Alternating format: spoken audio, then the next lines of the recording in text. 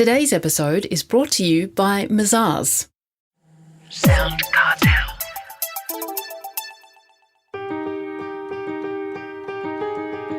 From SoundCartel, I'm Nicole Goodman, and this is Business Essentials Daily.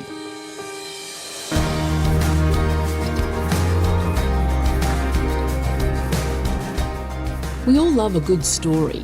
We remember stories, and we connect better with the person telling them.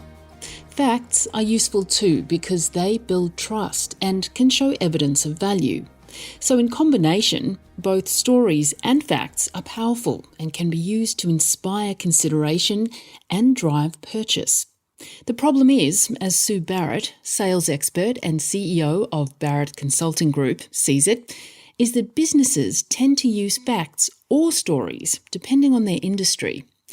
Companies in the technical and industrial sector, for instance, rely too heavily on facts to make their case, which often leaves customers feeling disengaged and bored. Sue's talking to Chris Ashmore. So I want you to imagine that you're sitting through a 30-minute business review presentation with PowerPoint slides that are very content and data heavy, with no context, no images, and no narratives. I suspect you'll probably be lost within the first 15 to 30 seconds because no one's actually telling you what's going on, why it's important to you, and so on. I'm in the midst of actually working with a key account management team who have several business reviews with major clients coming up, and we're working on their presentations because that's what I've just seen in terms of what they typically do. And you just don't want to be boring. So how do we take important information but turn it into something that's compelling and interesting? So in sales, when we engage with customers, what we've got to be able to do is think about, we're actually asking them to come on a journey with us. We're actually asking them to travel to a new or different destination, to explore possibilities, to try something new, to experiment, to go out on a limb, and so on and so forth. I think I've mixed a few metaphors in there just to give you an idea and, sort of creating a little narrative, right? But for instance, with this work we're doing, we're also getting more and more people, not just key account managers, but salespeople, leaders, and even internal teams who might be, audit and risk or diversity inclusion, actually looking to how they can develop their presentations to be much more influential and persuasive, because most people are being data dumped and that doesn't work. So we need to show them how to integrate facts and stories together to make them compelling and interesting and actually have people really find this useful. So why are stories so powerful? Well, let's break it down into the sort of two areas. Okay, so let's look at facts first. Facts do build trust and they can demonstrate evidence of value. And in some industries, they do play a key role in actually demonstrating adherence to, say, regulatory and compliance requirements. So they are important, so they're not excluded, but we shouldn't just rely on them. Where stories, what they do is they actually help engage and connect people with information and with clients, with prospects. They start putting facts into context, and if crafted well, they actually can inspire action. So stories tap into our emotions, our values and experiences. They're things we can readily and easily connect to. Stories also trigger, interestingly enough, a release of oxytocin. And oxytocin is the hormone actually associated with trust, empathy, and social bonding. So this creates a sense of connection. If you pick the right story, you calibrate the right story for your audience, it creates a sense of connection between that storyteller and the audience. So making that message to be much more acceptable. While facts and figures can also be impressive, they often go over our heads quickly and they're often forgotten. So stories, on the other hand, actually what they're doing is presenting complex ideas in a relatable and memorable way. And human beings are wired to remember stories rather than dry facts. Our whole history, we just look at the oral history of our First Nations people here. They have stories that are also incorporated into song and dance. And that's how they were able to share their history and their messaging and their information through stories. And we've done that not just here in Australia with First Nations people, but around the world. Before we had written language, that's how we used to pass on information to people. The other thing about stories is they actually open our minds up to new possibilities and, if done well, can inspire us to dream and take action.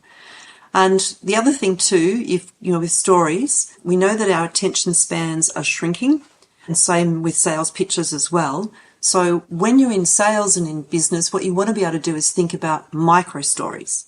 And micro stories are short, impactful narratives that focus on specific challenge or a solution or an outcome. And think of them as like little sound bites from the sales world, okay? They can be woven into presentations, social media posts, or even a voicemail message, grabbing the attention and sparking curiosity without overwhelming the customer. But a little footnote here. As it says, it takes a long time to write a short letter. So if you can find a good story narrative that conveys something simply and gives people, that kind of sparks that curiosity, that's what you're looking for. Do salespeople, do they fall into the trap of spouting facts because that's just easier to do? Let's think about how people are trained in product knowledge, okay? And I think back to my, technical, industrial kind of tech teams, sales teams. They're bombarded with facts. And it's a bit like your times tables, you're trying to remember everything. But they're not told how to learn their products and services with stories. It's much easier to remember something when it's got context, when you've got like a situation, a problem to be solved. This is a challenge. People love the hero story. They love a challenge and it's overcome and so on and so forth. And then you tie in the facts and information about what you do that solves that problem. Clients aren't buying facts. They're buying solutions to problems they have. So tell them stories about solutions and problems that they have and show them how these facts sort this out. That's what we've got to flip it around, if you see what I mean. So it's how people are trained in terms of product knowledge. I think it should be story-led and case study-led because that sticks. And because then when they're out in the field and they meet people, they go, that's like story A or story B or story C. And people, when they want to buy, most people aren't brave and adventurous to be the first, the actual sort of guinea pig. They want to know that a few people have done this before. So tell them a story about who's done it before and who's succeeded and how they succeeded. And people will feel safe with you to then go, okay, I'll have a crack at that. Like I said, most people aren't the pioneers out the front slashing through the, undergrowth. They want to know there's a clear pathway and a nice road there. See, there's another story. And technology, can that be used to help engage the customer with stories? Yeah, technology is really interesting how you can actually use it. So data-driven storytelling is something that we do need to factor in. So as I said, facts and figures are still the backbone of a persuasive story. But instead of dryly listing, stats, salespeople can now weave them seamlessly into their narratives. Like I said, imagine showcasing a customer's 25% revenue growth, after using your product, not just as a statistic, but as a pivotal turning point in that client's journey.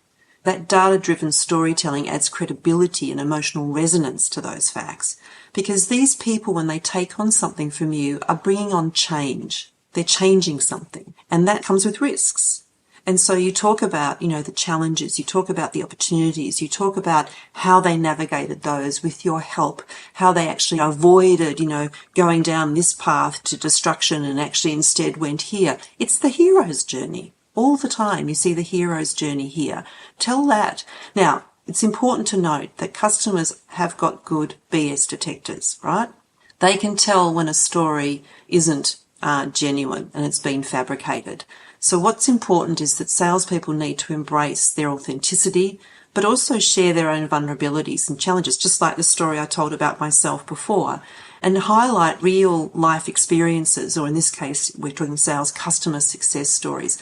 This transparency fosters trust and it actually builds foundations for deeper relationships.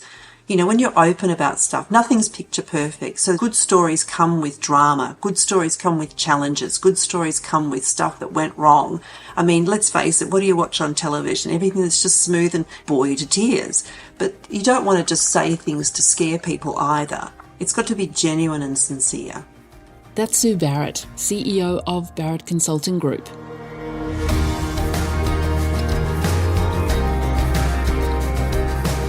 This episode of Business Essentials Daily is produced by the team at SoundCartel. Thanks for listening. I'm Nicole Goodman.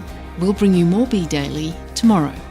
Follow @BE Daily Podcast across social media and head to bedaily.com.au for more from the Business Essentials Daily podcast.